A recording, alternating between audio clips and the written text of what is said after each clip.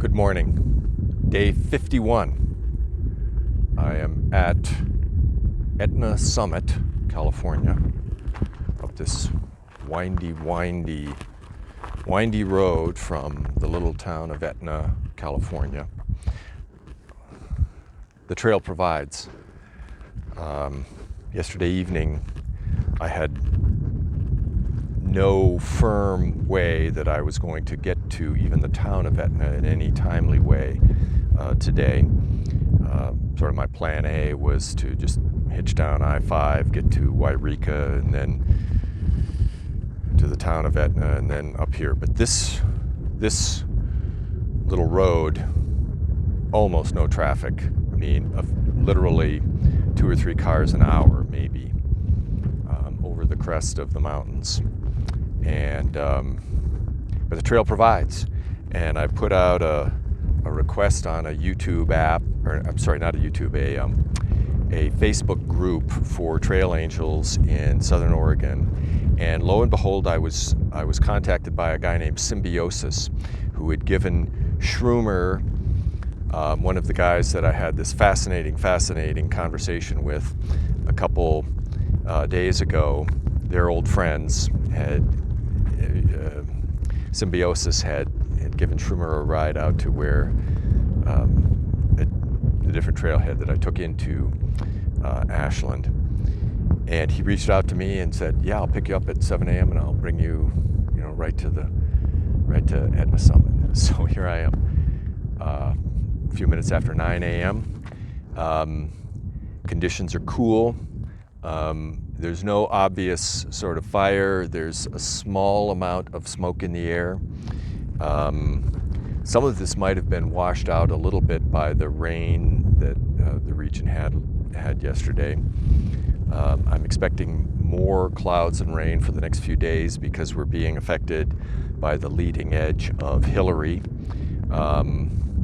hitting Southern California right now. But yeah, I had a great conversation, and Symbiosis accepted no payment. Absolutely not. This is what he does, apparently. This is the meaning of his life, and to be of service to others and to hikers. And he's been hiking all over the world. And we were able to go through the town of Etna. I was able to get a brand new fuel canister. I was able to get a bag of potato chips. I mean, it was just, everything has aligned here. So I got no excuses. Got no excuses. And I'm going to have to remember exactly where the trailhead here is. But heading south, and of the Tramily members, I'm almost certainly the first one on the trail today. Huh.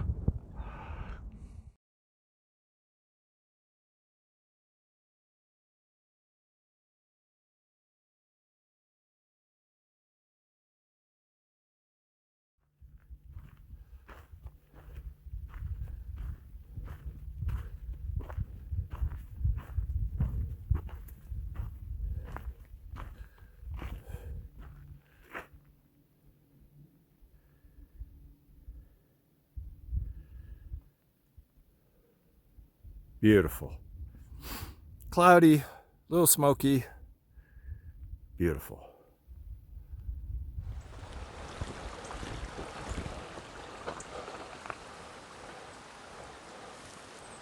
Crossing a little stream here.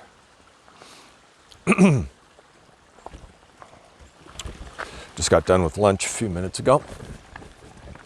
First lunch, whatever. Hobbit lunch. And I realized yesterday was Sunday. It was a 0 day. So I didn't do my health update. So I'll do a quick health update. I'm pretty darn healthy.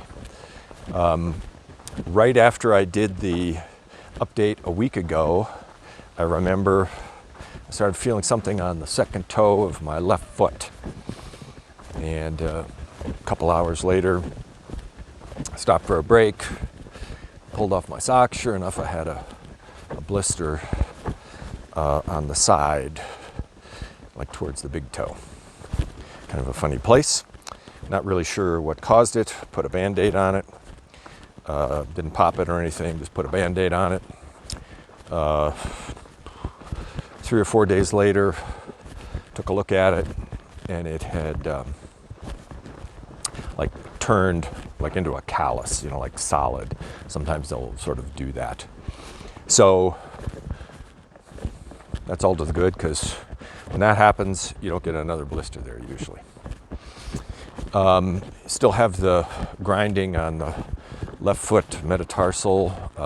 Hasn't been that bad, I would say, the last few days.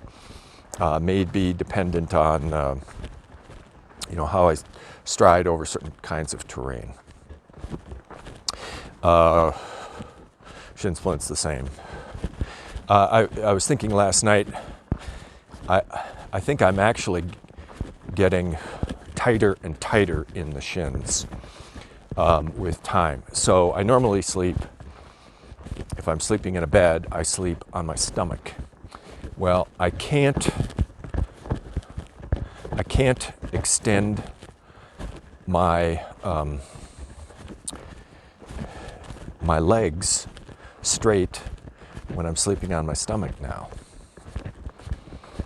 It was like the right knee becomes like hyper extended, or it feels hyper extended if I do that. And I think it's just a matter of tightening. It's kind of weird. I'm going to have to monitor that.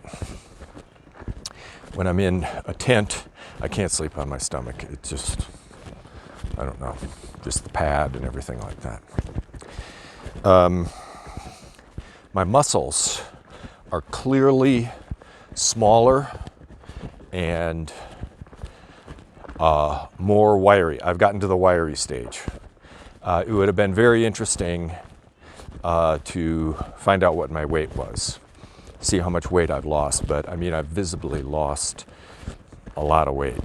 So it's sort of getting to the point where it kind of looks like I'm wasting. Yeah, but I am strong. I mean, the muscles are all strong. So when I was visiting with the young Tramley members in their B&B, the guy said, "Okay, we're gonna drop and do 20 push-ups. We're gonna do 20 push-ups." And they go, "I can do 20 push-ups. I can do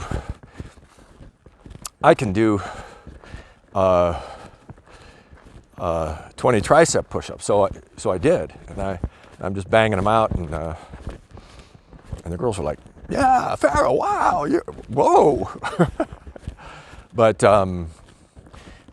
But I can't do like the wide push-ups, which are actually, you know, when you put your elbows out instead of right next to your torso, because of my torn rotator cuff. But pretty much everything else is working fine. One thing I did think of as I was eating my lunch, I am getting to the stage where everything tastes sweet. I have had this happen before, and I don't know what the function is, but I mean, on previous long hikes, I've gotten to the point where I can be drinking pure mountain spring water, and it tastes like Georgia sweet tea. It's that sweet. Everything tastes sweet. And my Fritos, as I was eating lunch, tasted sweet, not just salty, but sweet. And I don't know what the function of it is. It may be just overstimulation of the sweet taste buds, on the tongue, either due to eating more salty things, which are also constantly stimulating the salt taste buds nearby, or could be a function of just the volume of food that I eat, stimulating once again the taste buds, or how much spicy food I eat, because I tend to eat spicier food, I would say, on the trail. Keeps it interesting, tangy, but I do not expect any long-term effect of this. It's just sort of annoying because everything tastes sweet even when it's not, like Fritos are not supposed to. Okay, and in the headspace and timing, I think my attitude is really good. Yesterday's 0 helped a whole lot. So as long as I don't get too many curveballs here, I'm kind of focused here. And that's all to the good. Okay, enough on the health update.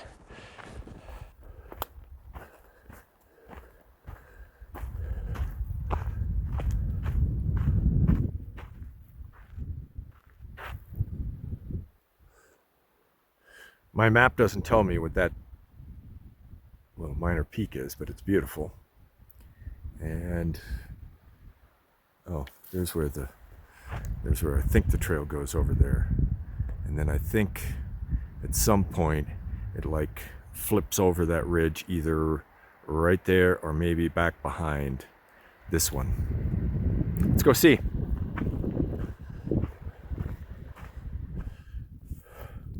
Another one of these great views that just, pops up when I came across this little path here. A little burn up there, but yeah, look at those granite rocks there. Okay, going around the side of this ridge, this bowl.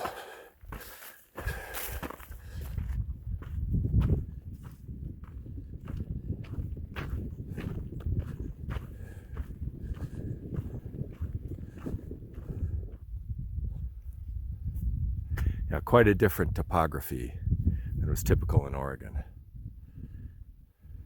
A lot of granite rock here too. Across there. I see it go there. Not sure where it goes at the head of the valley. The other thing about the trail here is, it might just swing all the way around this valley. It may go like that. There's like a trace there, but I'm not sure that that's what it is. I mean, I may just make a big U around this valley. The other thing about this whole area in Northern California, from here to Dunsmuir, Shasta, it swings around. You're going north, south, east, west for extended periods, not just in a switchback or going around a bowl. So, there'll be miles when I'm heading back north again here in California. So, still hazy today, but yeah, this is good. It's good.